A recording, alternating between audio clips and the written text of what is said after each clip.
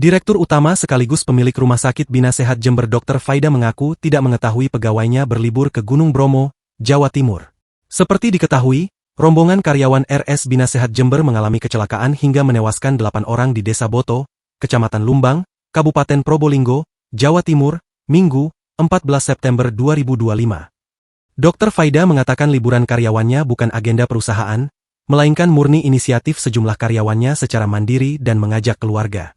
Jadi memang dari rumah sakit juga tidak tahu keberangkatan mereka sampai terdengar musibah ini. Ungkapnya kepada wartawan, Minggu, 14 September 2025, malam, dikutip dari kompas.com. Ia mengaku baru tahu ketika mendengar kabar duka kecelakaan maut tersebut. Sesaat setelah mendapatkan kabar, ia kemudian bergegas ke Probolinggo, lokasi kecelakaan tanpa mengantongi data identitas maupun jumlah karyawannya yang menjadi korban. Jadi saya tidak tahu siapa saja yang ada di sana. Kami cari dan identifikasi identitasnya di Probolinggo, terang Faida. Mantan Bupati Jember itu menuturkan, para pegawainya rekreasi ketika hari libur dan itu merupakan hak mereka.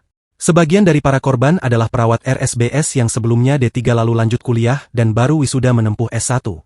Atas pencapaian itu, mereka ingin berlibur sebagai bentuk syukuran dengan mengajak sesama karyawan RSBS juga keluarga.